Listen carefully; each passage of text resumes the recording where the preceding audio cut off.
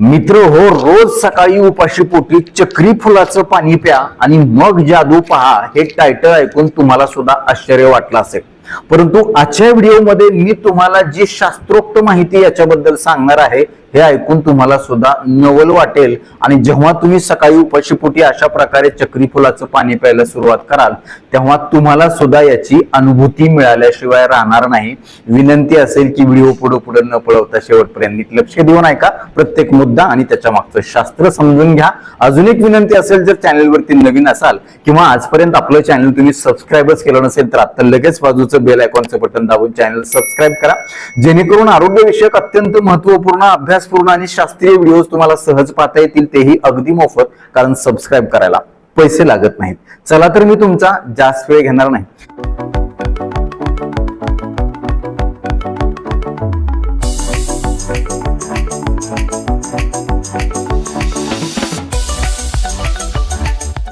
मित्र हो, आपल्या सगळ्यांच्या घरामध्ये मसाला डब्बा असतो आणि त्या मसाल्यामध्ये वेगवेगळ्या प्रकारचे मसाले असतात.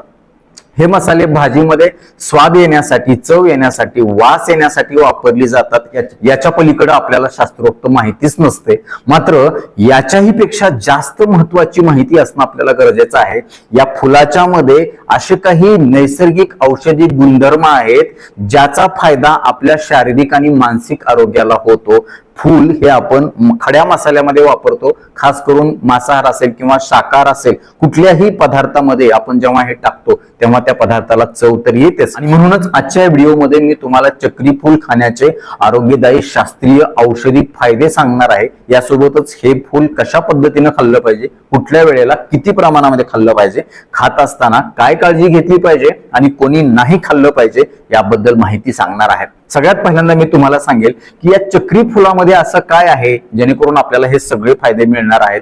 तर याच्यामध्ये जे बेसिक न्यूट्रिएंट्स असतात, जसे की प्रोटीन आहे, फॅट आहे, कार्बोहायड्रेट आहे, हे तर आहेच आहे, पण फायबर मुबलक प्रमाणामध्ये आहे. साधारण 100 ग्रॅम चक्री फुलामध्ये 15 ग्रॅम इतकं फायबर आहे, म्हणजे जवळपास 15%. यासोबतच याच्यामध्ये वेगवेगळ्या प्रकारची खनिजे आहेत. झिंक आहे, कॉपर आहे, मॅग्नेशियम आहे, मॅग्नीज आहे, पोटॅशियम आहे आणि सगळ्यात महत्वाचं जीवनसत्वांनी देखील खचाखच भरलेलं आहे.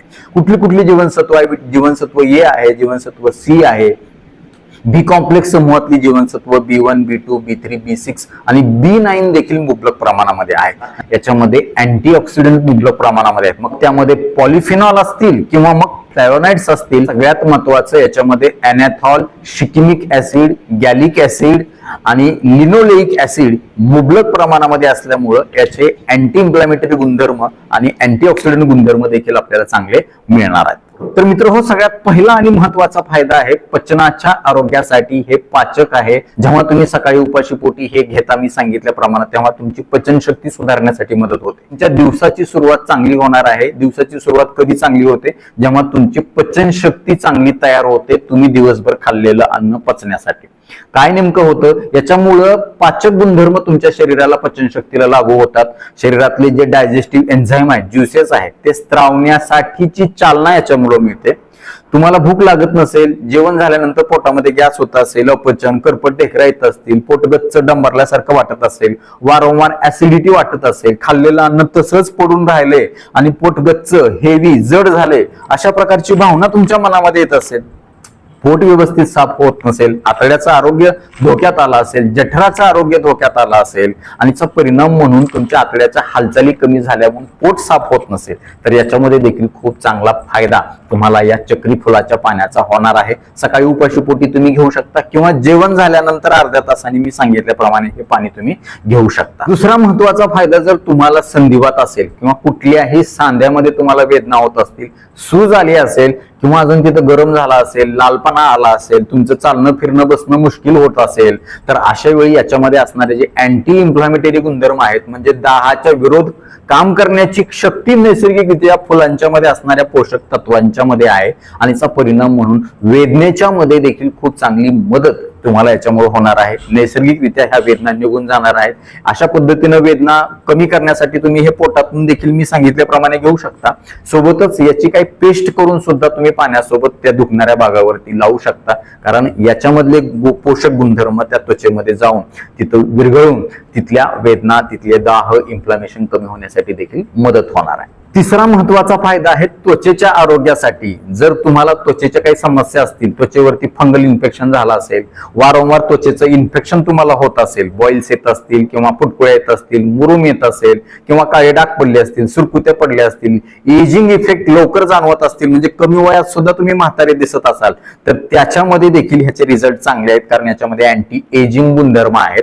याच्यामध्ये असणारे जे अँटीऑक्सिडंट आहेत ते शरीरातील फ्री रॅडिकल्स कमी करतात आणि फ्री रॅडिकल्स कमी झाले की बॉडी डिटॉक्स होते आणि बॉडी जेव्हा टॉक्सिननी भरलेली असते तेव्हा सगळ्यात जास्त परिणाम त्याचा त्वचेवरती जाणवतो. त्वचा काळवंटे, निस्तेज होते, नैसर्गिक ग्लो त्याच्यातला निघून जातो. परंतु याच्यामध्ये असणाऱ्या अँटीऑक्सिडंटमुळे, मगाशी सांगितलेल्या अँटीऑक्सिडंटमुळे ते खूप चांगल्या प्रकारे डिटॉक्स होते आणि त्वचा देखील ताजी तवानी तजेलदार होते. नैसर्गिक ग्लो त्याच्यावरती यायला मदत होते.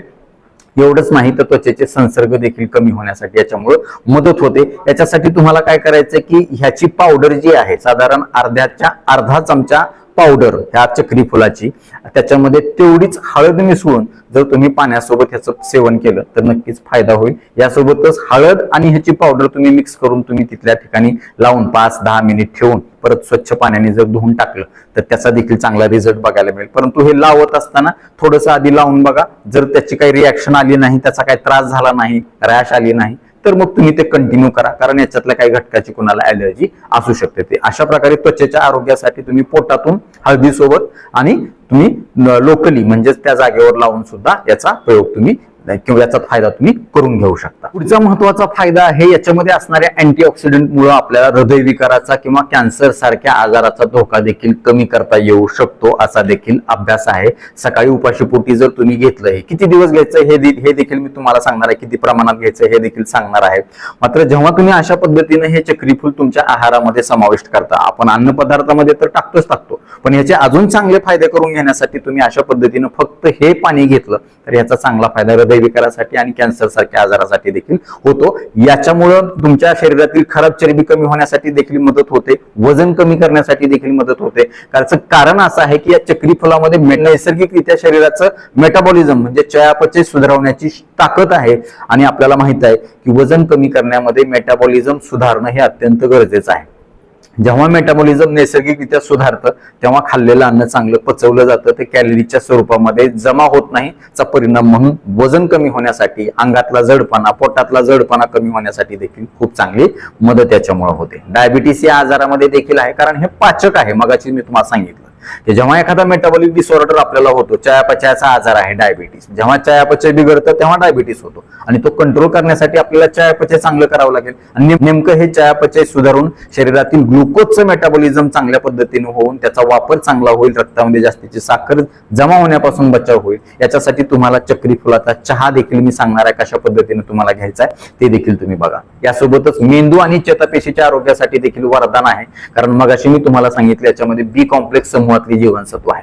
बी कॉम्प्लेक्स समूहातली जीवनसत्व जास्तीची चेतापेशींवरती आणि मेंदूंवरती परिणामकारक असतात आणि याच्यामध्ये असणाऱ्या ह्या बी कॉम्प्लेक्स समूहातली जीवनसत्वामुळे मेंदूची कॉग्निटिव्ह फंक्शन जे आहेत ते वाढतात. म्हणजे लक्ष केंद्रितपणा असेल किंवा मग स्मरणशक्ती असेल ही देखील चांगली होते. डिप्रेशन सारख्या आजारामध्ये देखील खूप चांगली मदत होते. तुम्ही बघा, ह्याचा वास जरी तुम्ही घेऊन बघितला तर तुम्हाला फ्रेश वाटतो आणि ह्याचा चहा जर तुम्ही घेतला तर अजून तुम्हाला फ्रेश वाटतं.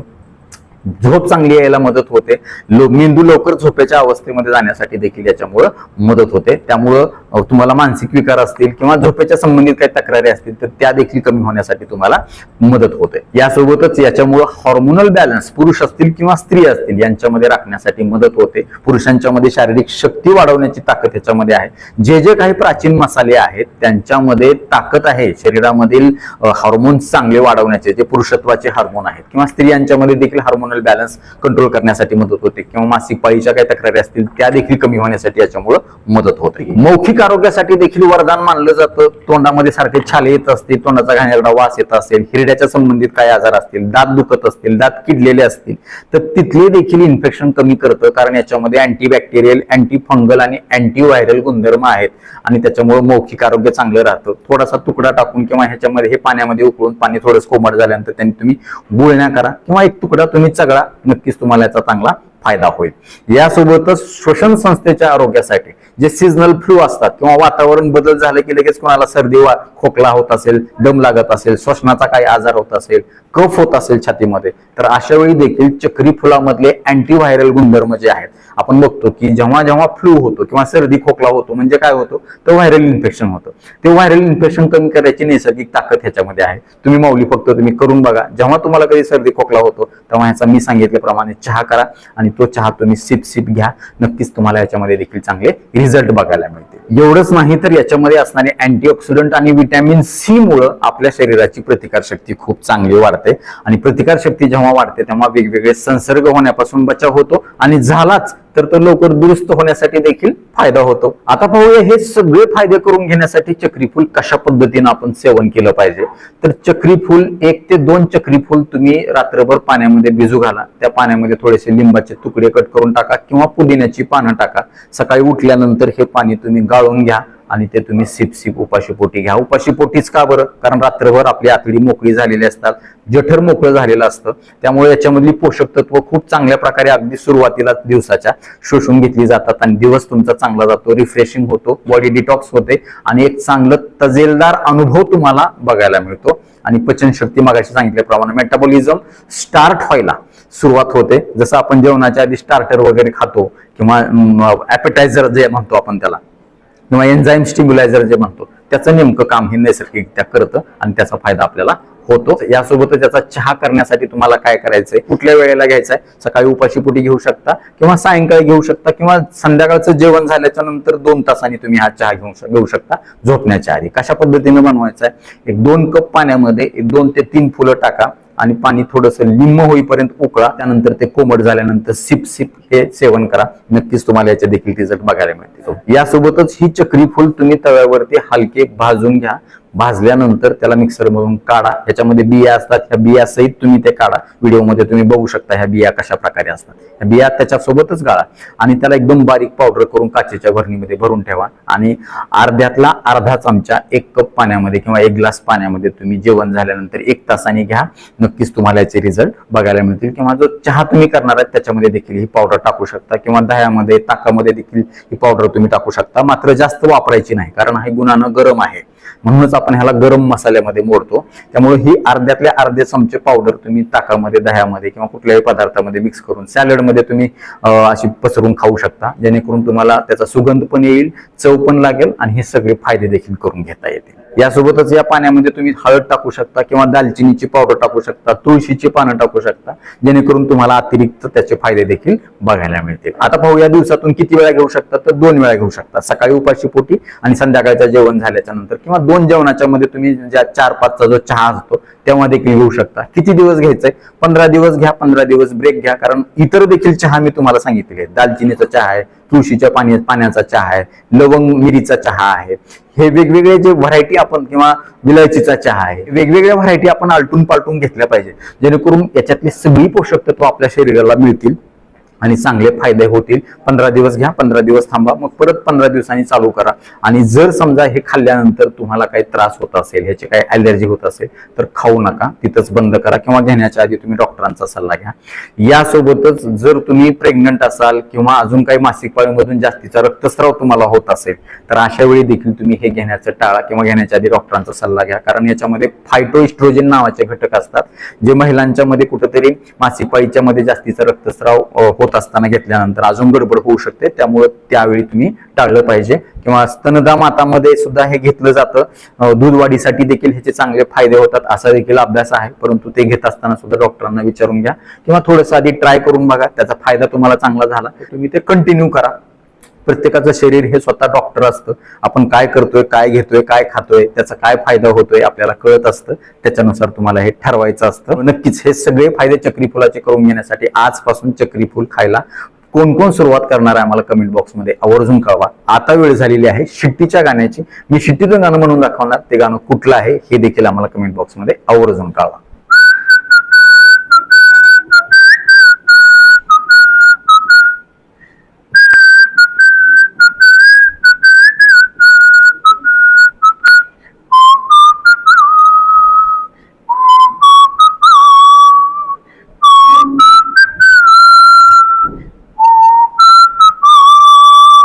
तर नक्कीच मित्र, हा व्हिडिओ तुम्हाला उपयुक्त वाटलाच असेल याची मला 100% खात्री आहे. व्हिडिओतली एक जरी गोष्ट तुमच्यासाठी महत्वाची कामाची वाटली असेल तर कृपया लाईकचं बटन न दाबता पुढे जाऊ नका, कारण जेव्हा तुम्ही आवर्जून लाईक करता तेव्हा आम्ही आवर्जून वेळ काढून व्हिडिओ बनवल्याचं आम्हाला समाधान मिळतं, सार्थक झाल्याचं वाटतं. यासोबतच हा व्हिडिओ आपल्या जास्तीत जास्त मित्र नातेवाईकांना शेअर करा, जेणेकरून त्यांना देखील चक्री फुलाचे फायदे लक्षात येतील, ते तुम्हाला थँक्यू म्हणतील, मला देखील दुआ देतील, छान छान आशीर्वाद देतील.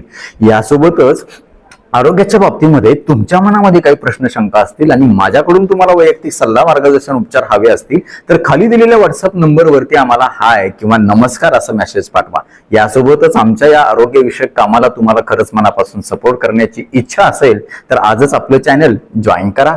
परत एकदा जाता जाता आठवण करून देतो, विनंती करतो, चॅनल सबस्क्राईब केलं नसेल तर आता लगेच सबस्क्राईब करा. आपल्या मित्र नातेवाईकांना देखील आवर्जून सबस्क्राईब करायला सांगा, कारण तुम्ही केलेलं सबस्क्रिप्शन, तुम्ही केलेले लाईक्स आणि तुम्ही केलेल्या छान छान कमेंट्स हेच आमच्यासाठी टॉनिक असतं. ज्या टॉनिकच्या बळावर जोरावर या पुढच्या काळामध्ये आम्ही अजून चांगले आरोग्यविषयक शास्त्रीय माहिती देणारे व्हिडिओ बनवू, त्यासाठी आम्हाला प्रेरणा मिळेल.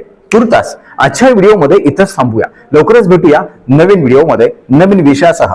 तोपर्यंत आनंदी रहा, निरोगी रहा.